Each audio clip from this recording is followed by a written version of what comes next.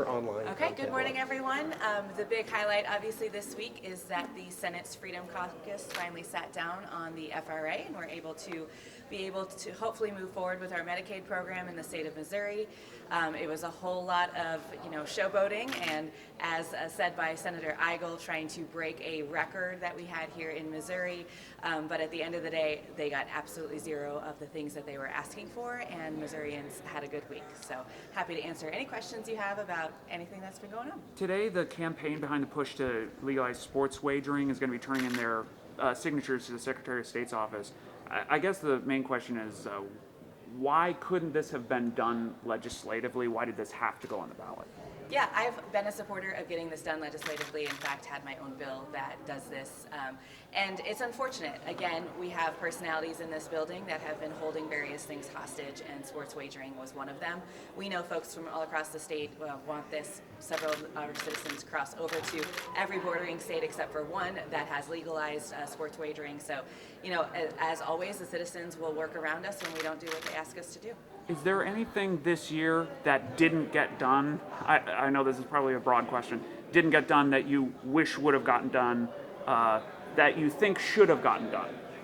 Yeah, with 2 weeks left, anything can happen still at this point.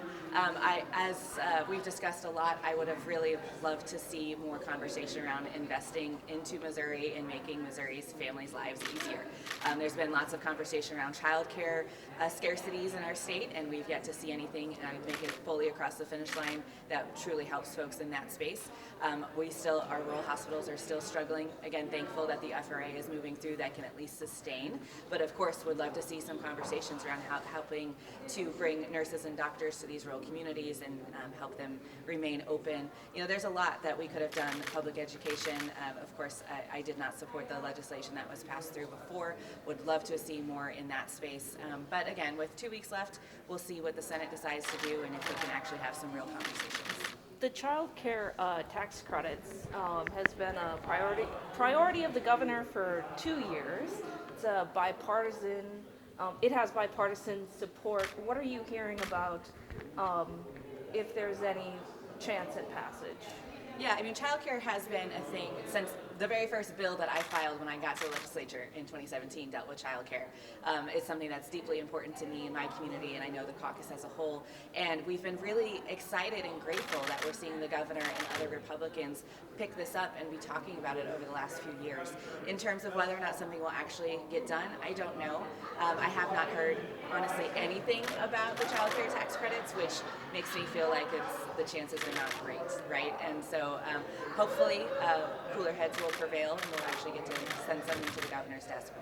But I don't know. I've got a couple questions about the budget. Because there isn't a budget that's ready in the Senate, are you worried that the House position could be steamrolled by the Senate? Worried about the House position being steamrolled by the Senate is usually not anything that I say, because more often than not we support the Senate's version of what is going on in the budget. What's interesting about this year, and I'm sure that you folks have heard this from various people, is whether or not we will actually have conference committees, whether or not the Senate is just going to push through what they want. At the end of the day, the Senate left a lot of money unspent, and so I am looking towards Senator Huff to see what the final version looks like in terms of where that money goes. And am I worried about getting it done on time? I think that is a reasonable thing to be concerned about right now, because as we saw over the last couple of days, the Senate is not in any rush to get anything done. So we'll see what happens over the next week. So you are worried that there's a potential that the budget could go past the deadline? I think, yes, it's always a potential that we don't get the budget done. Well, I shouldn't say always. Over the past few years, when the Republicans have been fighting with each other so much, getting the budget done by our deadline is a concern, of course. There are rumblings about a special session. If it doesn't get done in time, of course, we will be here and ready to work if that's the case. But as always, it's unfortunate that we get pushed up to this very last minute. And when I say unfortunate, it's really because of the work it does to the staff, having to turn these things around so quickly, work countless hours over weekends and sometimes not sleep at all and stay here for over 24 hours trying to prepare these documents because we have this deadline. When Republicans have the governor's office and both majorities in the House and Senate, they could have gotten this done with plenty of wiggle room left over before the deadline. Okay, and last question. Any other ramifications of not getting the budget done by the deadline that you want to highlight or point, I mean, I think that the ramifications, of course, like we will either come back in for a special session and do it before the fiscal change happens. We've seen that in years past. I would say the biggest thing to note, again, is that we have one party who is in control of everything, and they can't get along long enough to be able to pass our budget, which is the one thing that we are constitutionally required to do. And so when we talk about the impact of this, it really for me is more about their inability to govern, and not even inability, but lack of want to govern and to see this place function. Representative Brown, you've maintained since you recused yourself from the ethics matter that you have full confidence in that committee to do its work and to do its work well. I wondered if you wanted to comment on the results of its findings. So as I've always said, I have always trusted the process when it came to the ethics hearing. Now, we don't know what took place in that room. We got a report that came back and said that the speaker or the charges were dismissed. So you can read the report, you can draw your conclusion from it. I'm going to accept the report, and I consider the matter closed at this point.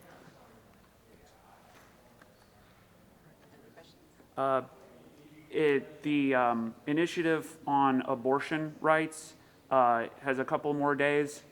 I'm hearing that they have the signatures, that they'll be turning them in. Comment on that and what you're expecting leading up to November. Yes, so we are thrilled with the outpouring of support around the ballot initiative to restore reproductive health care in Missouri.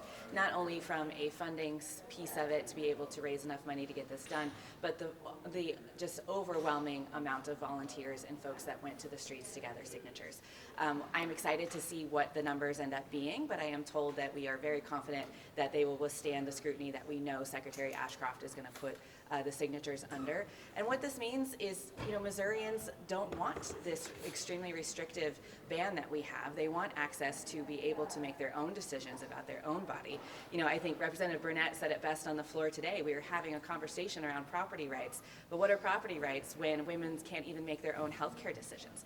And that is, I think, going to be overwhelmingly evident come November when we see folks turn out to not only support this measure, but support the candidates who agree with them.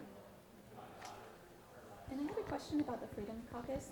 What do you guys think about what they were able to do this legislative session, and do you feel like they wasted more time than anything? I mean, yes, absolutely. The Freedom Caucus loves to waste time. I believe Senator Eigel made comments about trying to break the record for having the longest filibuster on one bill. Procedurally, we could argue if he did or not, but I'll let them fight that out. I think it is, again, this is a good testament to the way that Jefferson City is not functioning right now with the supermajority party having control of all the things, and why balance is so important. We have barely passed any bills through with 2 weeks to go. We're having conversations on whether or not the budget is actually going to make it in time. And that's because of just a handful of people that want to be obstructionists so that they can win their primaries. It's a waste of time, and I believe that the citizens are going to show them how annoyed they are by it come November. With the pro-abortion budget item, pro-life budget items at risk because of the slowness of what's going on, would it be Pregnancy Resource Center funding?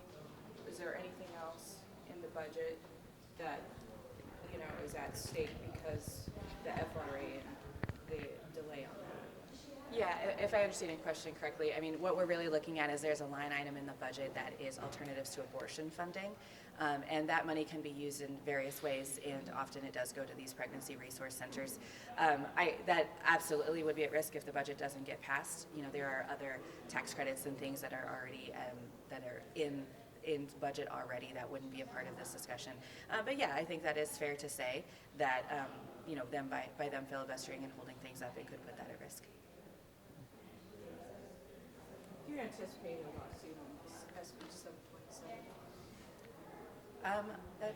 That's a good The question. constitutionality of the funding, all of the price tag. Yeah, I have not heard of anyone specifically doing that. That doesn't mean that those conversations aren't happening. I do think that could be a justified argument. I know there is a big movement right now asking Governor Parson to veto the bill, and I think that's coming not from all sides of the political spectrum, and both urban and rural communities, and the homeschooling community is very frustrated by Avail as well. So it'll be interesting to see what he decides to do. Sorry, just to clarify, you said you think that is coming from all sides of the political spectrum, or is not? Asking for a veto of 727, yes, is coming from all sides. Yeah. Did you guys talk about a potential special session, with the budget and everything, is there enough time to get it done by? Yeah, it was brought up. It's definitely a possibility. We have the constitutional deadline. We'll see what the Senate decides to do. We will be pushing it very, very close. I think past 3 or 4 years now, it's been like, are they going to get it done in time? And they always seem to manage to do so. But it wouldn't be the first time that we would have to do a special for the budget. So we'll see what happens. Okay, thank you guys so much for your Thanks. time.